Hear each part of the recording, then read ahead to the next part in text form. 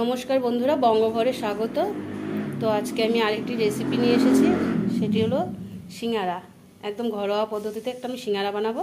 তো সিঙ্গারা বানাতে কি কি লাগছে আমি আপনাদের দেখিয়ে দিচ্ছি।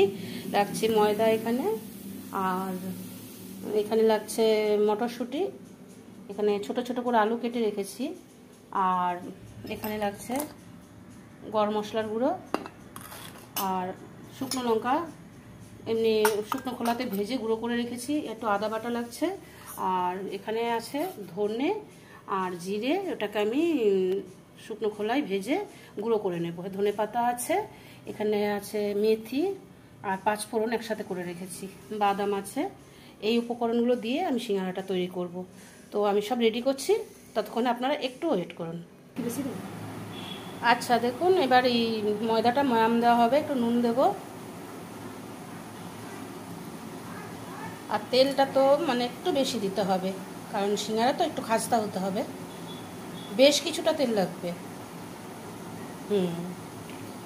এবার ময়দাটা ভালো করে একটু ময়াম করতে হবে, ভালো করে ময়াম করে তারপরে মাখাতে হবে। দেখুন ময়ামটা কি সুন্দর করে দিয়ে নিয়েছি, দেখুন জড়া পাকিয়ে যাচ্ছে। এবার জল দিয়ে মাখানো হবে।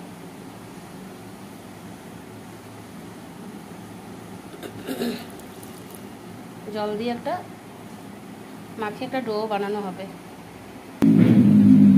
আচ্ছা দেখুন ময়দাটা তো এরকম মাখা হয়ে গিয়েছে, এটা একটু 10 মিনিট রেস্টে রাখতে হবে, এটা একটু চাপা দিয়ে রাখতে হবে। আচ্ছা আমি এই কড়াটা বসিয়ে দিয়েছি গ্যাস ওভেনে, তো আমি একটু সর্ষের তেল দিয়ে একটু বাদামটা ভাজবো। তেলটা একটু গরম হোক।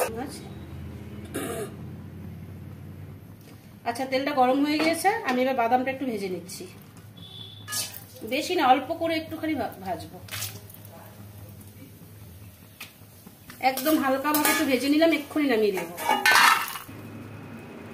আচ্ছা দেখুন এখানে এই মটরশুঁটিগুলো আর আলুটা এভাবে আমি একটুখানি একটা সিটি মেরে সেদ্ধ করে নিয়েছি, এবার এটাকে আমি রান্না করব। আচ্ছা তেলটা গরম হয়ে গিয়েছে, এবার আমি এই পাঁচফোড়ন, আর এটা পাঁচফোড়নে থাকে মেথি, তবু আমি একটু বেশি দিয়েছি মেথিটা ফোড়নে। একটু ফোড়নটা হোক, এবার আমি আদা বাটাটা দিয়ে দেবো। খুব দিলাম, কারণ না ভীষণ শিখবে, হলুদটা দিলে না অত গায়ে খেতে না। দেখুন আর শিখছে না।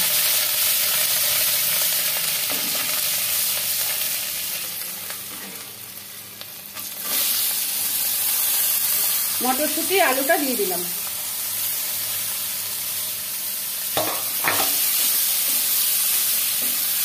এটাকে একটুখানি আমি রান্না করে নিচ্ছি।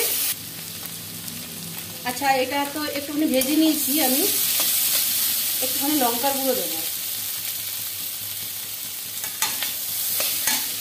স্বাদ মতো দেবেন, যে ঝাল কম বেশি দিয়ে নেবেন। আচ্ছা আমি ভাজা মশলাটাও দিয়ে দিচ্ছি, ধনে আর জিরের মশলাটা গুঁড়োটা,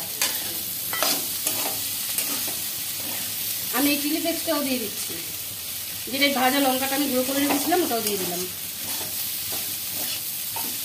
এটাকে একটু রান্না করবো আমি। ও হ্যাঁ, যেটা বলছি বাদামটা যে ভেজে রেখেছি ওটাও দিয়ে দিলাম।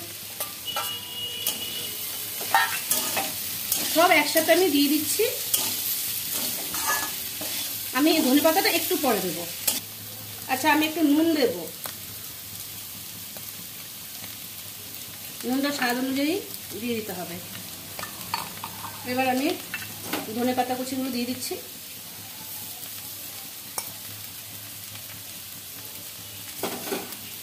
গরম মশলার গুঁড়োগুলো দিয়ে দিলাম, দিয়ে এবার আমি পুরটাকে আরেকটু ভালো করে রান্না করব।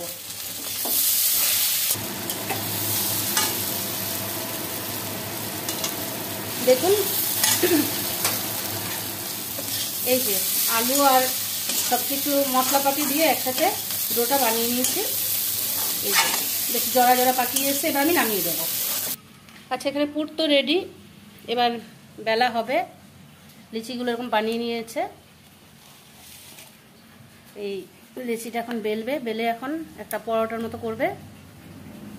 তারপরে সিঙ্গারার মতো শেপ বানাবে আর কি।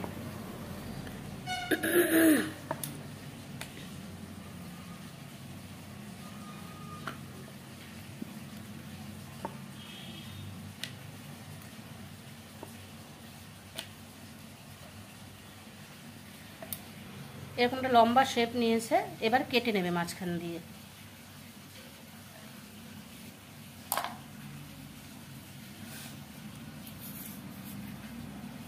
একটু জল দিয়ে সাইডগুলোকে একটু জল দিয়ে মুড়িয়ে নিয়েছে, একটু জলটা দিলে কি খুলে যাবে না।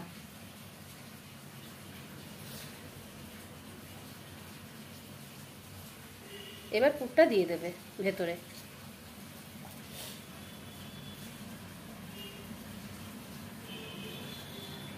একটু ঠেসে ঠেসে দিলে ভেতর অবধি যাবে।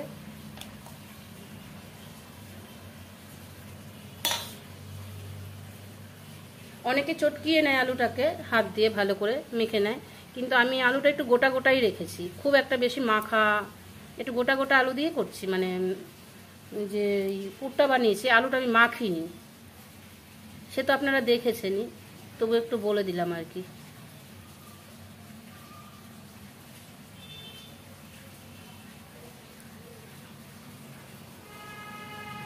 দেখুন সিঙ্গারার শেপটা একবার এরকমভাবে দেখুন। সিঙ্গারাগুলো সব কটা রেডি হয়ে গিয়েছে, এবার ভাজার পাল্লা। কড়া বসানো হয়েছে, কড়াতে এবার তেল দেবে, সাদা তেল। আর সিঙ্গারা ভাজতে তো জানেনই অনেক তেল লাগে, অনেকটা তেল দিতে হবে। আচ্ছা দেখুন তেলটা গরম হয়ে গিয়েছে, এবার একটা একটা করে সিঙ্গারা ছাড়বে।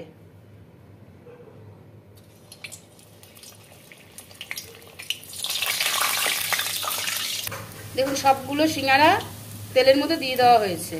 এবার ওই পাশটা ভাজা হওয়া অবধি একটু ওয়েট করছি। আচ্ছা এবার একটু উল্টিয়ে পাল্টিয়ে দেখে নিচ্ছি কতটা হয়েছে। একটু তো সময় লাগবে, উল্টিয়ে পাল্টিয়ে ভাজতে হয় সিঙ্গারা। দেখুন কি সুন্দর একটা কালার এসছে। সবগুলো উল্টে পাল্টিয়ে নিচ্ছে।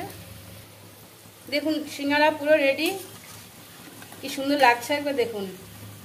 খুব সহজেই কিন্তু বানিয়েছি, দেখতেই পেয়েছেন। আপনারা একবার প্লিজ বানিয়ে নেবেন বাড়িতে এরকমভাবে। সন্ধ্যের সময় একদম গরম গরম সিঙ্গারা একটু সস দিয়ে পুরো জমে যাবে।